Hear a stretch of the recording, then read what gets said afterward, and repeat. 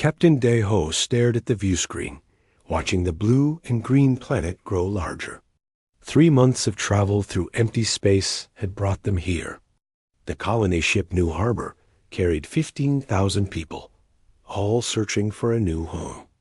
Earth was too crowded, too expensive, too complicated. Out here, they could start fresh. Hana worked at the navigation station, checking their position against star charts. Something bothered her, but she couldn't figure out what. The space around them looked empty. No ships, no stations, no signs of intelligent life. Just stars and planets waiting to be explored. "Captain, we're in orbit," she announced. "The planet looks perfect. Oxygen atmosphere, liquid water, moderate climate. I'm reading plant life on the surface." Day-Ho nodded. "Good. Send down the survey teams. Let's make sure it's safe before we commit." He'd been a ship captain for 20 years, hauling cargo between Earth's colonies. He knew better than to rush into anything. But this planet, the one they'd started calling Seijin 4, looked like a gift from the universe. The survey teams came back with excellent news. The air was breathable. The water was clean. The soil could grow crops. There were no dangerous predators, no deadly diseases, nothing that would stop them from building a settlement. Within a week, the first prefabricated buildings stood on the surface. Within a month, they had a small town. Jinwoo was 8 years old when he first saw the machine. It floated past his family's new house, a silver sphere about the size of a basketball. Blue lights pulsed along its surface. It made a soft humming sound that reminded Jinwoo of his mother's old vacuum cleaner. "Mom, what's that?" He called out. His mother looked up from planting seeds in their garden. "I don't know, honey. Maybe it's checking the weather or something. Don't bother it." But Jinwoo was curious. He followed the sphere as it floated down the street, stopping at each building. It seemed to be inspecting things, though Jinwoo couldn't imagine what it was looking for. Sometimes it would extend a thin metal arm and touch a wall or a door. The blue lights would flash faster, then slower, then it would move on. The sphere visited their settlement every few days. Jinwoo started leaving small gifts for it, pieces of interesting rock or drawings he'd made. The sphere would hover over them, flash its lights, then continue on its way. Jinwoo decided they were friends. What Jinwoo didn't know was that the sphere was a maintenance drone operated by a Velcarian worker named Fess. Fess lived on a small outpost 50 kilometers away, monitoring the ancient equipment that generations of Velcarians had left behind in this forgotten region. The equipment still worked, mostly, but it needed occasional attention. Fess had noticed the strange new structures, peering near monitoring station 47. They weren't in the database. They used an unusual building style.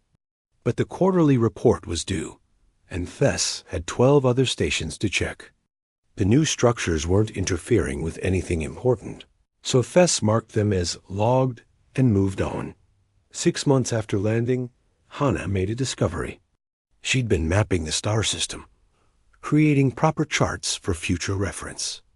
Her equipment kept detecting signals, faint but regular, coming from various points in space. She followed one signal and found a structure, a massive ring of metal and crystal orbiting the system's second planet. "Captain, you need to see this," she said, showing him the data. Day-Ho studied the images. "That's artificial. Someone built that. Someone did. And look at this." Hana pulled up more scans. There are structures like this all over the system. Relay stations, power collectors, automated facilities. This whole area is owned by someone. Day-Ho felt his stomach tighten. "We're trespassing." "Maybe, but whoever owns this hasn't contacted us. These structures look old, really old. Maybe they're abandoned?" Day-Ho made a decision. "Keep monitoring. If anyone shows up, we'll explain ourselves and negotiate." Until then, we continue building. We can't go back to Earth. There's nothing for us there. A year passed. More human ships arrived, carrying more colonists. They established settlements on 3 nearby planets, staying in constant communication with each other. Trade ships moved between the colonies, carrying goods and people. They built farms and factories, schools and hospitals. Life was hard but good, and one day a Velkarian inspector arrived at the outpost where Thess worked. Inspector Vol was conducting a routine audit of facilities in Sector 449. He checked inventory records, maintenance logs, and budget reports. Everything seemed in order, though the sector was as boring and marginal as ever. Nothing important happened here. Nothing valuable existed here. It was exactly the kind of assignment given to inspectors who'd annoyed their superiors. Any unusual activity? Vol asked Thess, filling out forms. Some new structures near Station 47, Thess replied. Logged them in the system 6 months ago. Vol checked his datapad. I don't see a permit for new construction. Neither did I, but they're not interfering with operations, so I assumed they were authorized. Everything out here is low priority anyway. Vol sighed. The problem with low priority sectors was that nobody paid attention to them. Some client species had probably been authorized to establish a settlement, and the paperwork had gotten lost in the bureaucracy. It happened all the time. The Velkarian Dominion controlled 40% of the galaxy. Paperwork mistakes were inevitable. I'll file a query with the Colonial Affairs Office, Vol said. They'll sort it out eventually. In the meantime, mark the structures as under review. Vol left the next day, already forgetting about the strange structures near Station 47. He had 17 more outposts to inspect, and he wanted to finish this assignment quickly so he could request a transfer to a more interesting sector. Back on Seijin 4, Jinwoo had started school. His teacher, Ms. Yunji, taught 30 children in a single-room building. They learned mathematics and science, history and language. Ms. Yunji sometimes wondered what humanity's place would be in the galaxy. Surely they weren't alone. Surely someone else lived among these stars. But nobody came. No aliens arrived to greet them or warn them away. The mysterious structures continued operating silently in the background. The floating sphere still visited Jinwoo's settlement regularly. And Jinwoo still left gifts for his mechanical friend. Captain Daeho, promoted to admiral as more ships arrived, stood on a hill overlooking the growing capital city of their first colony. 50,000 people now called Seijin 4 home. 3 other colonies thrived on nearby worlds. They'd built something real here, something lasting. He thought about the alien structures Hana had found. Whoever built them hadn't contacted humanity. Maybe they didn't care. Maybe they didn't even know humanity existed. Either way, Daeho decided humanity would continue building. They'd come too far to turn back now. They'd make this space their home, one way or another. Above them all, the massive bureaucracy of the Velkarian Dominion continued its slow, grinding work. Forms were filed. Reports were submitted. Everything was logged and categorized and forgotten. In a database somewhere, humanity existed as entry number 447B. Status, processed, priority. Low, nobody noticed. Nobody cared. And humanity kept wandering deeper into Velkarian space, building their future one settlement at a time. 6 years had changed everything. 17 human colonies now spread across Velkarian space, though the humans still didn't know it was Velkarian space. They thought they'd found empty territory, unclaimed worlds waiting for settlers. The truth was more complicated. Minho worked as an engineer on the colony ship Bright Future when the distress call came through. A relay station in the system's outer edge had stopped functioning. Ships traveling through the area were losing navigation data. Someone needed to fix it, I'll go, Minot volunteered. He enjoyed solving problems, especially mechanical ones. Give him a broken machine and some tools, and he was happy. The relay station was enormous, a structure of twisted metal and pulsing energy fields that hurt to look at directly. Minho's shuttle docked with an access port, and he floated inside wearing his pressure suit. The interior was strange, built for creatures with different bodies than humans.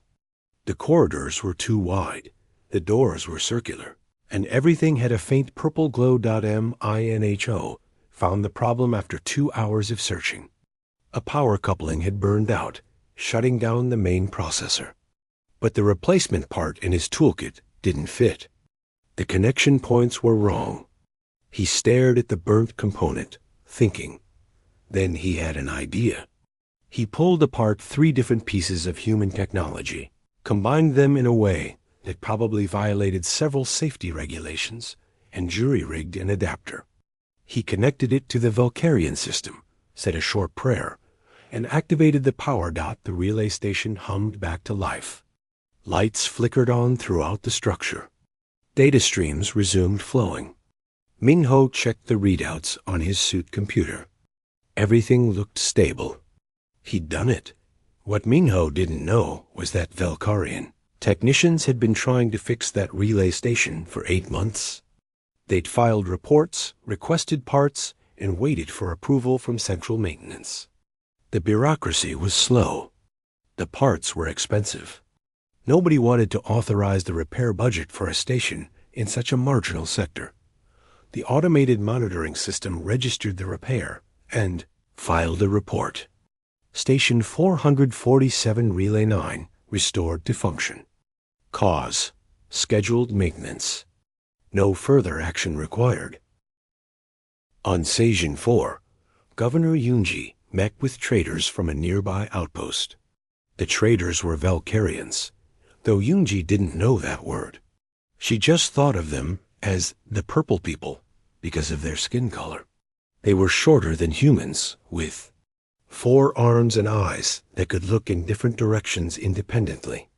The purple people sold useful things: power cells that lasted forever, medical scanners that could diagnose any illness, building materials that assembled themselves. In exchange, they wanted human food, human art, and human music.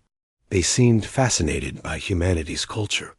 "Your fruit is exceptional," said the lead trader, whose name Yunji couldn't pronounce. It sounded like clicking and humming. "The flavor combinations are unlike anything in our databases."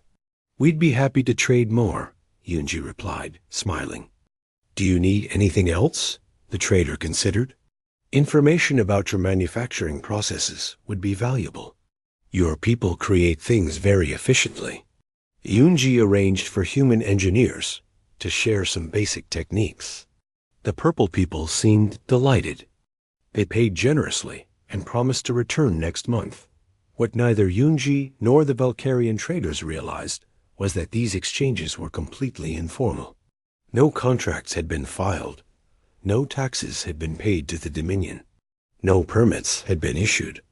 The traders were frontier merchants who kept loose books and rarely reported their activities to central authority.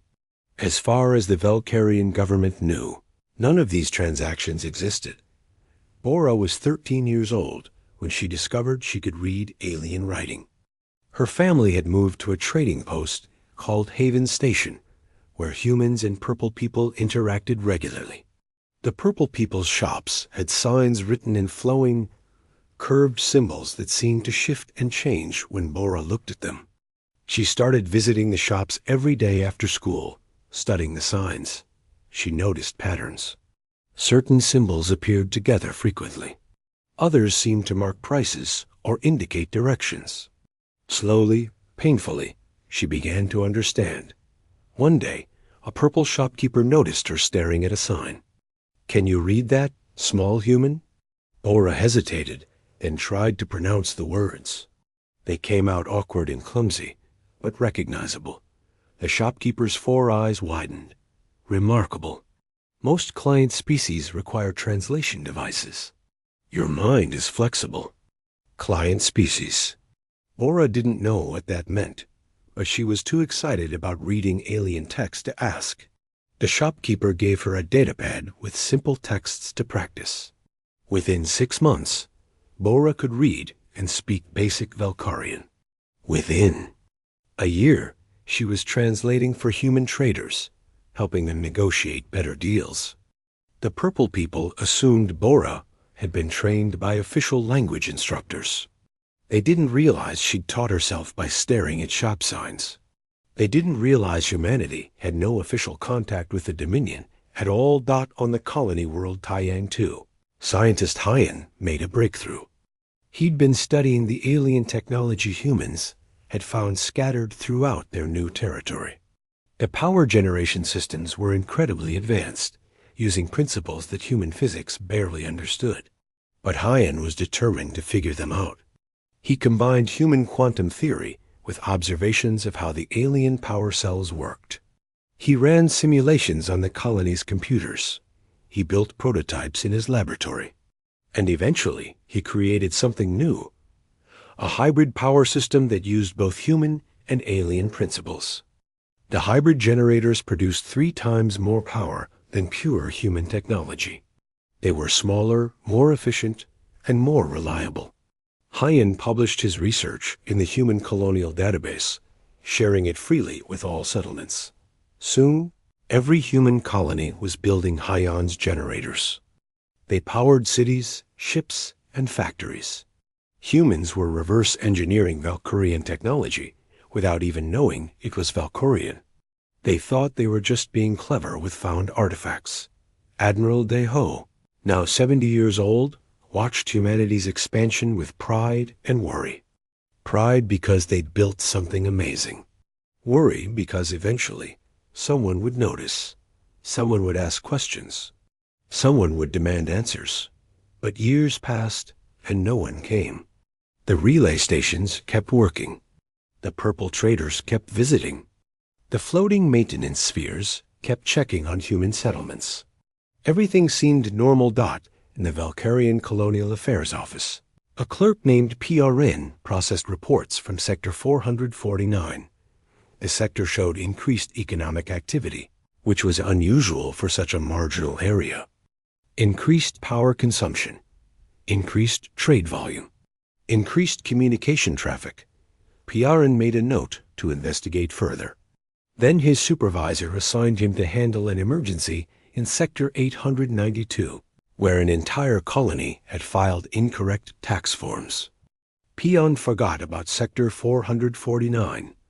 He had more important problems to solve. At school on Seijan 4.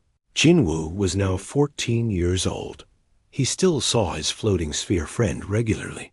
But now he understood it was a machine, not a pet. He'd started studying engineering, inspired by people like Minho who could fix anything. Jinwoo wanted to understand how the alien machines worked. One day, he followed the sphere back to its base, a small building built into a hillside. The door was locked, but Jinwoo could see through a window. Inside, more spheres floated in neat rows. A purple person sat at a control station, monitoring screens. The purple person noticed Jinwoo and waved. Jinwoo waved back. They stared at each other for a moment, 2 beings from different species, both thinking the other was perfectly normal. Then the purple person returned to work, and Jinwoo walked home. Neither of them realized how strange this moment was. A human child casually observing a Valkyrian outpost. A Valkyrian worker, not questioning why an unknown species lived nearby. Both treating it as ordinary. The Valkyrian Dominion had ruled the galaxy for 3,000 years. Their bureaucracy was legendary, their systems sophisticated, their records detailed. They tracked every ship, every colony, every citizen across 40% of known space. But somehow, they'd missed humanity completely.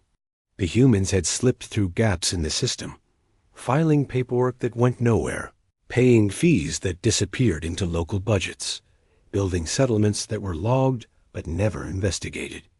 And humanity kept growing, kept building, kept spreading across Valkyrian space.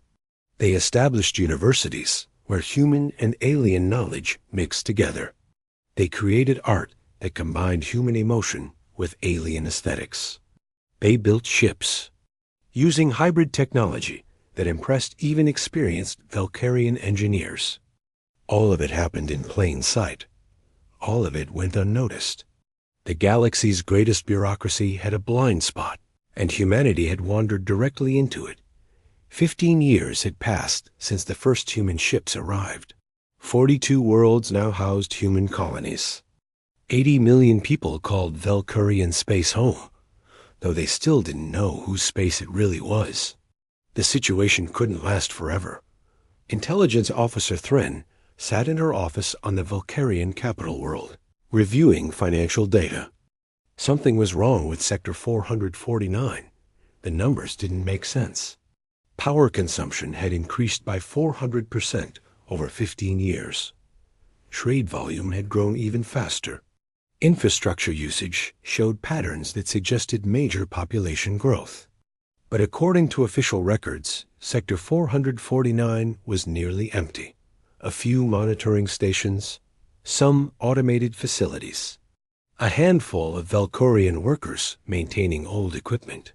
Nothing that would explain these numbers. Thren pulled up the colonial registry. Sector 449 showed no registered colonies, no settlement permits, no population data, just blank spaces where information should be. She dug deeper, accessing tax records. Someone was paying fees to local officials in Sector 449. The amounts were small but regular. She traced the payment sources and found businesses registered as Category B client operations. She looked up what that meant. The database said Category B client operations were economic activities conducted by registered client species under standard commercial agreements. She searched for which client species operated in Sector 449. The query returned an error. No client species were registered in that sector. Thren felt a cold certainty settle in her stomach. Something very wrong was happening in Sector 449. She filed a priority investigation, request and booked travel on the next ship heading that direction. On Sajan 4, Admiral Deho was now 82 years old. He'd retired from active command, but still advised the colonial government. The capital city had grown to house 3 million people. It had universities, hospitals, factories, and parks. It looked like a proper human city, just transported to an alien world. His granddaughter Myray worked as an assistant to Governor Yunji. She'd grown up on Sajan 4, never seeing Earth. To her, this was home. The purple people were neighbors. The alien technology was just technology. Everything was normal. "Grandfather, do you ever wonder who built all this stuff?" Myray asked one evening, sitting with Deho on his porch. They watched the sunset paint the sky orange and red. "Every day," Deho admitted. "But nobody ever came to claim it. We've been here 15 years. If someone owned this space, they would have contacted us by now." "Maybe they're watching us," Myray suggested. "Maybe they want to see what we'll do." Deho smiled. "If they are, I hope they like what they see. We've built something good here, something worth keeping." 3 weeks later, Intelligence Officer Thren arrived at the outpost where Thess worked. Thess was surprised to see an officer. From Central Intelligence. "Nothing important ever happened in Sector 449. I need information about the structures near Station 47, Thren said, showing Thess the records. "You logged them 15 years ago. What are they?" Thess pulled up the old reports. "Some kind of settlement. I assumed they were authorized. The inspector who came through that year didn't flag them as a problem." "Inspector Vole," Thren said, checking her notes. "He's retired now. His report said the structures were under review, pending paperwork from the Colonial Affairs Office." "Was the paperwork ever filed?" Thess asked. "No, there's no paperwork at all. These settlements don't exist in any official registry. Yet they're clearly there, and clearly growing. Thren showed Thess the data she'd collected. Look at this. 42 settlements across 17 systems. Millions of inhabitants. Active trade with Valkyrian frontier merchants. Use of infrastructure throughout the sector. Thess stared at the numbers. That's impossible. How could something this big go unnoticed? That's what I intend to find out. I need to visit these settlements. I need to see what we're dealing with. They took Thess's shuttle to the nearest human colony, a world the humans called Magongwa 7. As they approached, Thren saw cities dotting the surface. Ships moved between the planet and orbital stations. Everything looked organized, established, permanent. This is a major colony, Thren said quietly. This isn't some temporary outpost. These people planned to stay. They landed at a spaceport outside the capital city. Humans moved around them, loading cargo, greeting travelers, going about normal business. Some noticed Thren and Thess, waving friendly greetings. Others ignored them, too busy with their own tasks. A young human woman approached them. She had dark hair and wore a badge that identified her as a port official. Welcome to Magongwa 7. Do you need directions? Thren realized the human was speaking Valkyrian. Not perfect Valkyrian, but understandable. I'm here on official business. I need to speak with your government leaders. Sure, no problem. I'll call the governor's office. The human pulled out a communication device and spoke into it. A few minutes later, she smiled at Thren. Governor Hyan will see you this afternoon. He's excited to meet you. Excited? Thren thought that was an odd reaction. She'd expected fear or hostility. Instead, this human seemed happy about her arrival. Governor Hyan welcomed them to his office, a comfortable space filled with both human and Valkyrian furniture. He was an older man with gray hair and a warm smile. Officer Thren, welcome. I'm glad you're finally here. We've been hoping someone from the central government would visit eventually. Thren blinked. You knew you were in Valkyrian space? We figured it out about 8 years ago, Hyan admitted. One of our researchers, Dr. Bora, learned to read Valkyrian text. She translated some of the information on the relay stations. We realized all this equipment belonged to the Valkyrian Dominion. And you didn't report your presence? Thren asked. Hyan looked uncomfortable. We tried. We filed contact requests through the local communication systems. We never received responses. We assumed nobody cared about this sector, so we continued building our colonies. We haven't damaged anything. We've actually maintained and improved most of the infrastructure we found. Thren sat down heavily. This was worse than she'd thought. The humans knew they were trespassing, but they'd done it anyway. And somehow, their contact requests had gotten lost in the bureaucracy. She pulled out her datapad and started recording notes. How many humans live in this sector? She asked. About 80 million across 42 colonies, Hyan replied. We have detailed census data if you need it. 80 million. Thren felt dizzy. This wasn't a small problem. This was a massive sector-wide crisis. I need to inspect your facilities. I need to understand the scope of your presence here. Of course. I'll have someone give you a tour. The tour took 3 days. Thren visited factories, farms, schools, hospitals, and spaceports. Everywhere she went, humans showed her their work with pride. They'd built efficient cities. They'd created thriving economies. They'd mixed human and Valkyrian technology in ways that Thren found impressive and slightly horrifying. She interviewed Valkyrian traders who'd been doing business with humans for years. They all told similar stories. They thought humans were just another client species. Nobody had checked the registry. Nobody had questioned it. On the 3rd day, Thren stood on a hillside, overlooking the human capital city. Thess stood beside her, equally shocked by what they'd discovered. "What do I do?" Thren asked. "This is the biggest bureaucratic failure in Dominion history. If I report this accurately, it could destroy careers.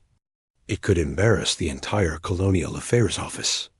It might even cause political problems with other client species. But if you don't report it," Thess said, "then I'm covering up an illegal colonization. That's just as bad." Thren thought about the humans she'd met. They were polite, organized, and genuinely trying to follow rules they barely understood. They'd maintained Velkarian equipment better than official contractors. They'd created economic growth in a sector that had been stagnant for centuries. "I'll report it," Thren decided. "I'll tell the truth. The humans are here. They're not leaving. And we need to decide what to do about it. This is above my authority level now. Let the senators figure it out." She returned to the capital world and filed her report. It was 200 pages long, filled with data, interviews, and analysis. She marked it as Priority Level 1 and sent it directly to the Senate Intelligence Committee. Then she waited. The response came faster than she expected. Within 2 days, her report was leaked to the public. Within a week, every Velkarian in the Dominion had heard about the humans who'd wandered into their space and built an entire civilization without anyone noticing. The political firestorm had begun. The news spread through Velkarian space like fire through dry grass. An unknown species had colonized 42 worlds without permission. 80 million unauthorized settlers lived in Dominion territory. The greatest bureaucracy in the galaxy had completely missed them for 15 years. Some Velkarians found it funny. Others found it terrifying. Most found it embarrassing. The Senate called an emergency session. Representatives from 300 worlds gathered to debate what they were calling the human question. The galleries were packed with citizens watching the proceedings. News services broadcast everything live across the Dominion. Senator Queln stood at the central podium, a tall Velkarian with silver skin and 6 arms. She'd been reviewing the intelligence reports for days, and what she'd found fascinated her. "Honored colleagues," she began, "we face an unprecedented situation. But before we discuss expulsion or punishment, let us examine the facts. Sector 449 was economically stagnant for 2 centuries. Our own analysis marked it as marginal value, low priority. We stationed minimal personnel there. We neglected the infrastructure. We forgot about it." She activated a holographic display showing economic data. "Now look at what happened after the humans arrived. Trade volume increased 600%. Power generation increased 400%. Infrastructure usage increased 800%. They transformed a forgotten sector into a productive region." Another senator, a hardliner named Vex, interrupted. "They did so illegally. We cannot reward trespassing with recognition. What message does that send to other species? That they can simply invade our territory if they improve it?" The gallery erupted in arguments. Some supported Queln. Others agreed with Vex. The debate raged for hours. On Sajan 4, humans watched the broadcasts with growing fear. Translator Bora, now 28 years old, provided real-time translation for the colonial government. She listened to senators argue about humanity's fate, knowing that 80 million lives hung in the balance. Governor Yunji sat in her office, preparing for the worst. She was 93 years old now, but her mind remained sharp. She'd been chosen to lead humanity's delegation to the Velkarian capital. If anyone could negotiate their survival, it was Yunji. "They might expel us," her assistant Myre said quietly. "They might use military force." Yunji shook her head. "I don't think so. Listen to Senator Queln. She understands what we represent. We're not conquerors. We're not invaders.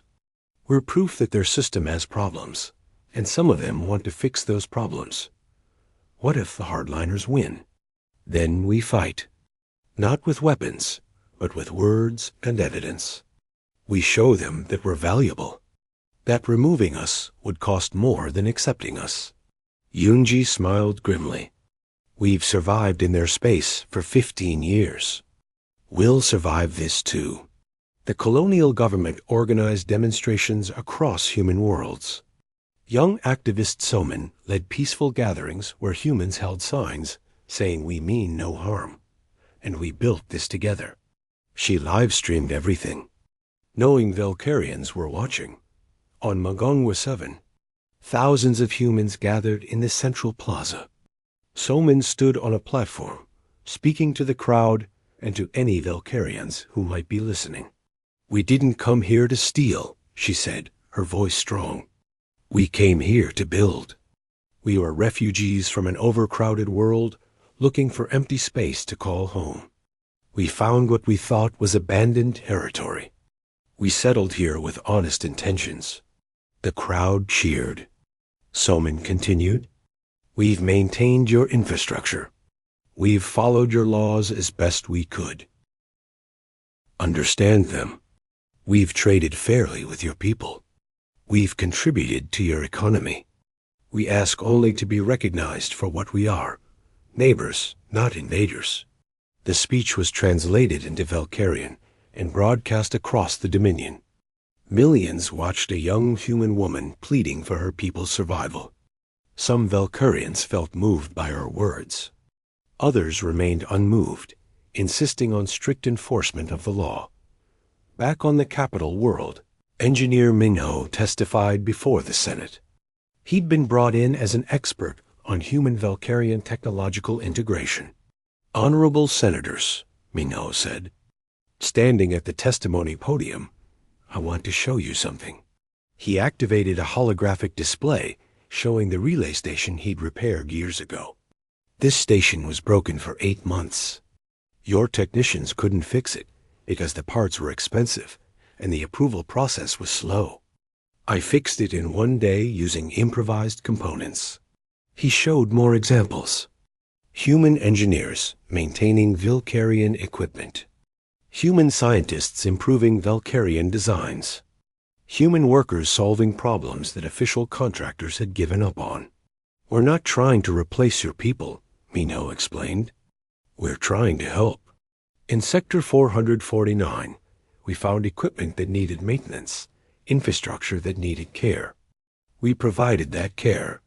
We made your dominion stronger, not weaker. Senator Vex scoffed. You make it sound like we should thank you for trespassing. No, Minho replied carefully. I'm saying we created value. We improved things. That should count for something. The debates continued for weeks. Meanwhile, Valkyrian analysts ran calculations. What would it cost to remove 80 million humans from 42 worlds? The military logistics alone were staggering. It would require hundreds of ships, thousands of personnel, and enormous amounts of resources. The cost estimate reached numbers that made even hardline senators flinch. And what would they do with the humans once removed? Send them back to Earth? Earth couldn't support that many returning colonists. Resettle them elsewhere? Where? Most habitable worlds were already claimed. Kill them? That suggestion was quickly rejected as morally unacceptable and politically disastrous. Senator Queln presented this analysis to her colleagues. We can debate the legality of their presence. We can argue about proper procedure. But practically speaking, the humans are not leaving. The question is not whether they stay, but on what terms. A moderate senator named Pohl spoke up. What if we granted them retroactive settlement rights? We could claim we always knew about them, but allowed their colonization as an experiment. No one has to admit the bureaucratic failure. Vex shook his head. That's a transparent lie. Everyone knows the truth now. We must face the consequences honestly. Then let's be honest, Queln said firmly. We failed to monitor our own territory. We failed to maintain our own infrastructure. We failed to notice 80 million people settling in our space. That failure is ours, not theirs. The humans didn't sneak in. They walked through our front door while we weren't paying attention. The gallery erupted again. Some Valkyrians applauded. Others shouted in anger. The divide in Valkyrian society was becoming clear. Some wanted to punish humanity for exposing their weaknesses. Others wanted to learn from the situation and reform their systems. Governor Yunji finally arrived at the capital world. She brought with her a delegation of human leaders. Admiral Daiho, though frail, insisted on attending. Engineer Minho, translator Bora, scientist Hyan, activist Soman. They represented humanity's diversity and accomplishments. Yunji addressed the Senate, speaking through Bora's translation. Honorable Senators, we come before you with humility and honesty. We made mistakes. We should have tried harder to make contact. We should have been more careful about whose territory we entered. We apologize for any offense we have caused. She paused, letting her words settle. But we also ask you to see us clearly. We are not conquerors. We are not thieves. We are builders. We found empty worlds and made them homes. We found broken equipment and fixed it. We found struggling economies and improved them. Yunji gestured to her companions. These people represent 80 million humans who have lived peacefully in your space for 15 years. We have families here, children who have never seen Earth, elders who will never survive relocation. This is our home now. We ask you to let us stay. She held up a datapad. We've prepared a proposal. We will formally recognize Valkyrian sovereignty over Sector 449. We will pay tribute. We will follow Dominion laws. We will contribute to your economy and your society. All we ask in return is recognition of our settlement rights. Let us remain as your neighbors and partners. The Senate fell silent. Even the hardliners seemed moved by Yunji's words. She spoke with dignity and respect, acknowledging mistakes while asserting humanity's right to exist. Senator Kwon stood again. The governor speaks wisdom. We have a choice. We can spend enormous resources trying to undo what has been done, or we can accept reality and move forward.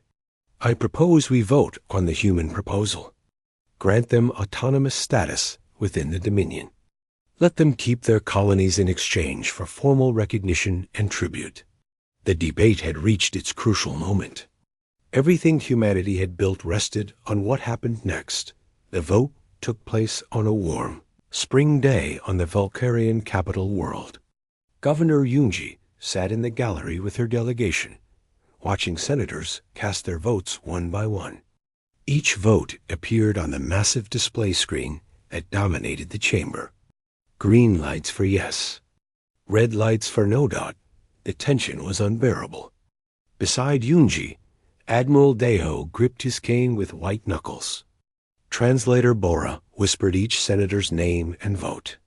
Engineer Minho watched the numbers accumulate. Activist Soman recorded everything for broadcast back to human. Colonies. Green. Red, green, green. Red, red, green. The votes came steadily. Neither side dominated. The chamber remained silent, except for the formal announcements of each vote. 300 senators would decide humanity's fate. When the final vote was cast, the screen showed the results. 173 green lights. 127 red lights. The human proposal had passed. The gallery erupted in noise. Some Valkyrians cheered. Others protested. Humans watching from across the Dominion cried with relief. Yunji closed her eyes and let out a breath she hadn't realized she'd been holding. Admiral Daiho put his hand on her shoulder. They'd won. Senate Leader Vorn called for order. When the chamber quieted, he read the formal decision. By authority of this Senate, humanity is granted status as an autonomous affiliate of the Valkyrian Dominion. They shall maintain sovereignty over their 42 colony worlds, while acknowledging Valkyrian suzerainty over Sector 449. They shall pay annual tribute, follow Dominion trade laws, and contribute to regional security. In return, they receive full protection under Dominion law and recognition as a legitimate presence in our space. Vaughn paused, then added his own thoughts. This decision represents more than a solution to an unusual problem. It represents our willingness to adapt, to recognize reality, and to find practical solutions rather than clinging to rigid principles. The humans have shown us that our bureaucracy has flaws. Let us learn from this experience. The formal agreement was signed 3 days later. Governor Yunji represented humanity. Senate Leader Vorn represented the Dominion. They used both human ink pens and Valkyrian energy styluses, creating a document that would bind their peoples together. The agreement contained detailed provisions. Humans would pay tribute equal to 5% of their gross colonial product. They would participate in Dominion trade networks under standard commercial rules. They would allow Valkyrian officials to inspect their facilities and ensure compliance with environmental and safety regulations. They would contribute military forces to regional defense if requested. In exchange, humans received the rights they'd been exercising unofficially for 15 years. They could settle their 42 worlds. They could govern themselves according to their own laws. They could trade freely. They could develop their territory without seeking approval for every decision. They were part of the Dominion, but separate from it, autonomous but affiliated. Translator Bora worked with Valkyrian linguists to create the first comprehensive human Valkyrian dictionary. It was a massive project that took 2 years. The dictionary contained not just words, but cultural context, explaining how each species thought and communicated. It became a standard reference text used throughout both human and Valkyrian space. Bora also established a translation academy, training both humans and Valkyrians to serve as interpreters. Communication had been the biggest obstacle to understanding. With proper translation, both species could finally talk to each other clearly. Engineer Minho received an offer from a Valkyrian technology company. They wanted him to head a research division focused on hybrid technology, combining human innovation with Valkyrian precision. Minho accepted, moving to a mixed colony where humans and Valkyrians worked side by side. His hybrid designs revolutionized several industries. Power generation became more efficient. Spacecraft engines became more reliable. Medical equipment became more accurate. Other species in the Dominion started requesting human engineers to consult on their projects. Scientist Hyon published a paper analyzing humanity's success in Sector 449. He argued that the sector hadn't been marginal at all. It had simply required a different approach. Valkyrian society was ancient and sophisticated, but sometimes rigid. Human society was young and chaotic, but highly adaptable. In territory that didn't fit Valkyrian methods, human methods thrived. The paper sparked debates throughout academic circles. Some Valkyrian scholars disagreed with Hyon's analysis. Others found it enlightening. The discussions led to reforms in how the Dominion evaluated territory and allocated resources. Sectors that had been written off as marginal received renewed attention. Activist Soman became a representative in a new joint council, a governing body that handled issues affecting both humans and Valkyrians in Sector 449. She was young for such a position, only 30 years old, but her passion and eloquence made her effective. She advocated for practical solutions over ideological purity, for compromise over confrontation. Under her leadership, the Joint Council resolved disputes about resource allocation, established mixed settlements where both species lived together, and created cultural exchange programs. Human children learned Valkyrian history. Valkyrian children learned human art. The differences between species became sources of interest rather than conflict. Admiral De Ho died peacefully at age 97, surrounded by family. His funeral was attended by thousands, including many Valkyrians, who had come to respect the old captain. Senator Quelm gave a eulogy, speaking about how De Ho represented humanity's best qualities: courage, determination, and practical wisdom. He led his people into unknown space, Quelm said, and built something lasting. He didn't wait for permission. He didn't ask if it was allowed. He saw empty worlds and filled them with life. The galaxy is better because humans like De Ho exist in it. Governor Yunji lived to be 104 years old. She saw the first generation of humans born in Valkyrian space reach adulthood. She saw human colonies become prosperous, integrated parts of the Dominion. She saw the relationship between humans and Valkyrians transform from confusion to cooperation. In her final years, she wrote a memoir about humanity's journey. She titled it Walking Through the Door, because that's what humans had done. They'd walked through an open door, not knowing it led into someone else's house, and made themselves at home. It was presumptuous. It was accidental. It was completely human. 20 years after the Senate vote, the situation had normalized completely. Humans were just another species in the Dominion, neither special nor unusual. Young humans growing up in Sector 449 couldn't imagine a time when their presence had been controversial. Young Valkyrians couldn't imagine Sector 449 without humans. The formerly marginal region had become an economic success story.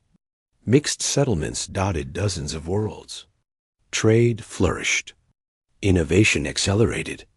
The combination of human adaptability and Valkyrian stability created something stronger than either alone. Other species took notice. If humans could wander into Valkyrian space and thrive, what did that say about the galaxy? Some species saw opportunity. Others saw warning. But everyone recognized that the old rules had changed. The galaxy was more flexible than anyone had thought. Intelligence Officer Thren received a promotion to Sector Administrator.